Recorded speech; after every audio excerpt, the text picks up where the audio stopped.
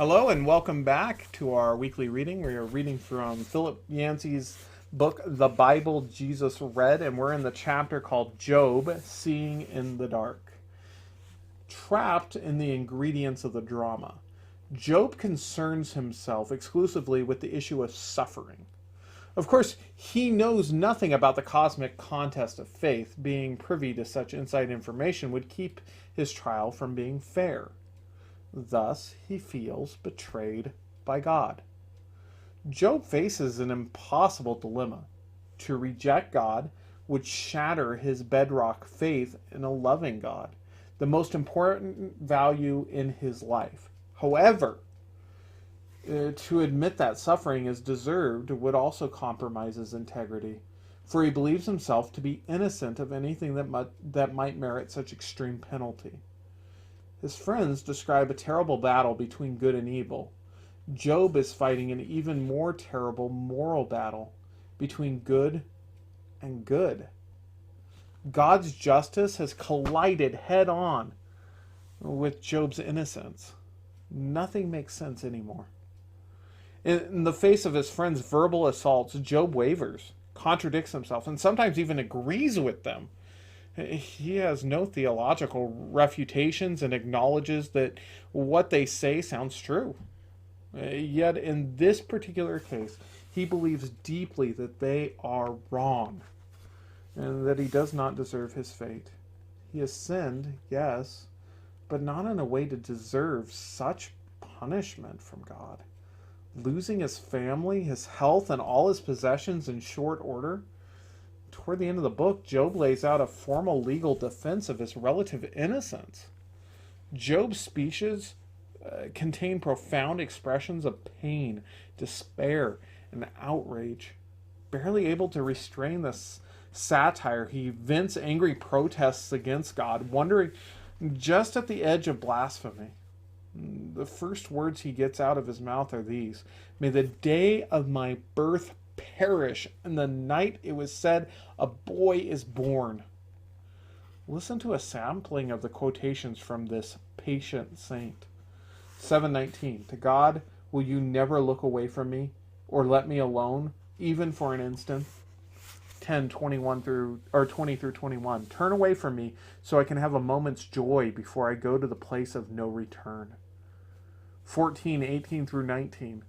But as a mountain erodes and crumbles, and as a rock is moved from its place, as water wears away stones and torrents wash away the soil, so you destroy man's hope. 16:9.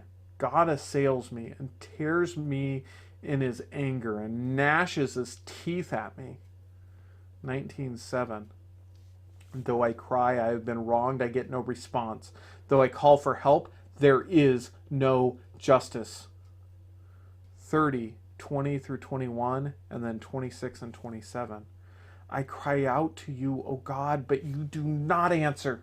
I stand up, but you merely look at me. You turn on me ruthlessly, and with the might of your hand you attack me. Yet when I hoped for good, evil came. When I looked for light, then came darkness. The churning inside of me never stops.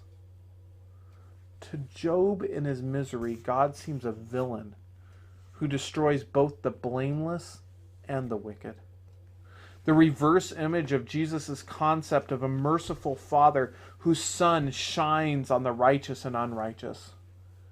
As C.S. Lewis said in his Journal of Grief after his wife's death, not that I think, in much danger of ceasing to believe in God.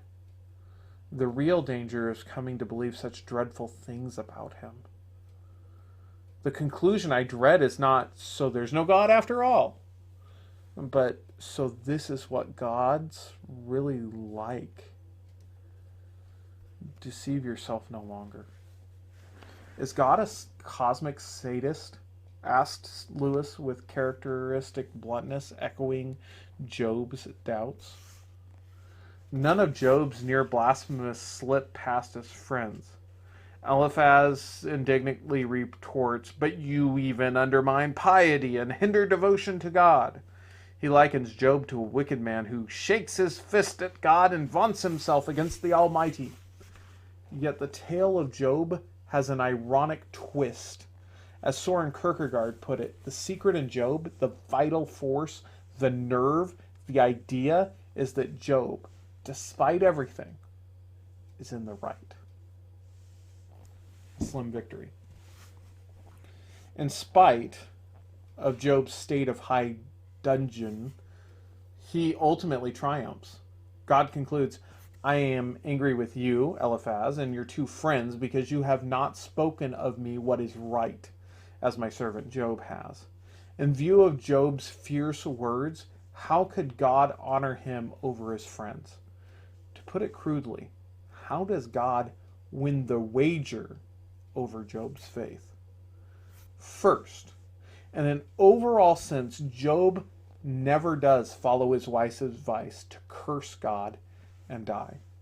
He questioned God's fairness and goodness and love and despairs of his own life, yet he refuses to turn his back on God.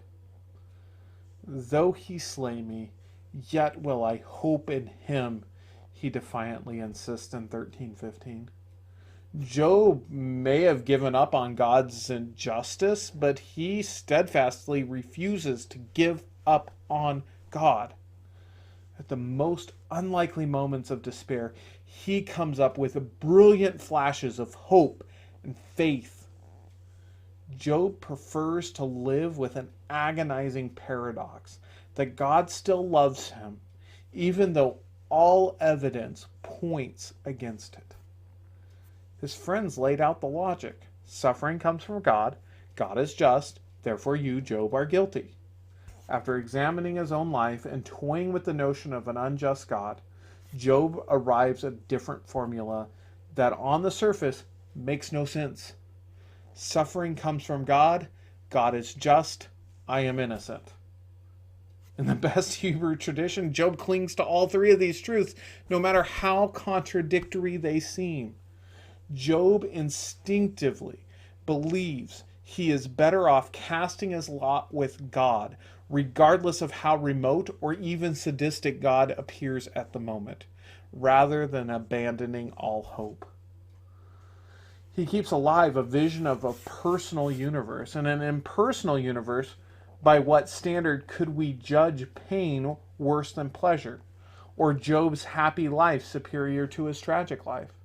Job holds tight to a belief in justice and a personal God in spite of the mountainous evidence against that belief, because to him the alternatives look far worse.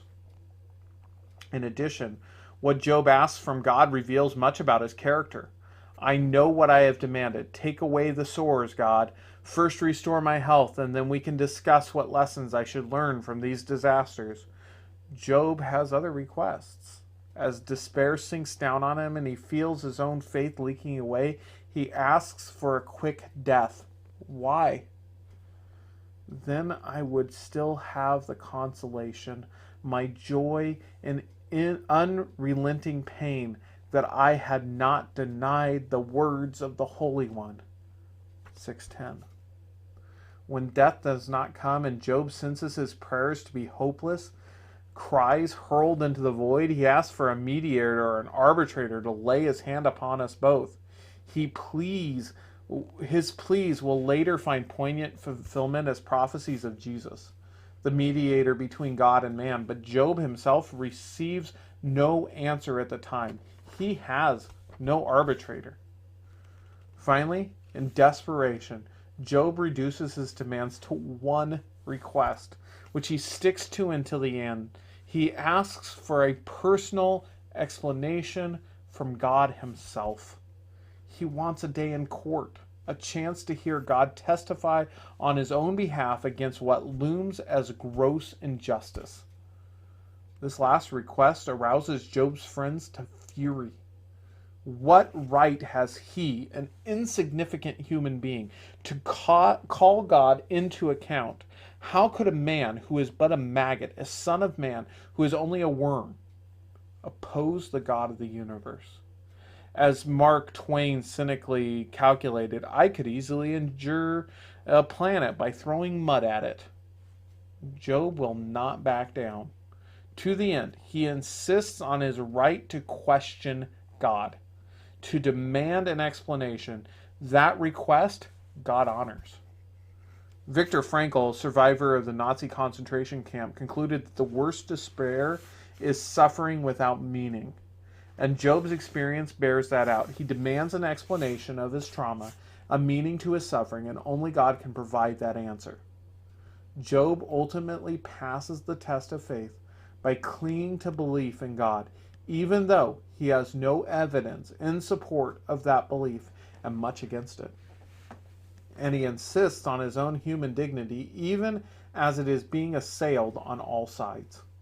One might call Job the first Protestant in the fullest sense of the word. He took his stand upon individual faith rather than yielding to pious dogma, thus paving the way for others to follow. The Apostle Paul taking on the Sanhedrin, Martin Luther standing against the full authority of the church. Job refuses to let dogma overwhelm his personal rights. William Sapphire summarized the legacy of Job in his book, The First Dissident. If the book of Job reaches across 2.5 millennia to teach anything to men and women who consider themselves normal, decent human beings, it is this: human beings are sure to wander in ignorance and to fall into error, and it is better, more righteous in the eyes of God, for them to react by questioning rather than accepting. Confronted with inexplicable injustice, it is better to be irate than resigned. Sapphire says about Job, I started my journey into this book with doubt in my faith, and have come out with faith in my doubt. And that's where we're going to end this week. Hopefully we'll see you next week.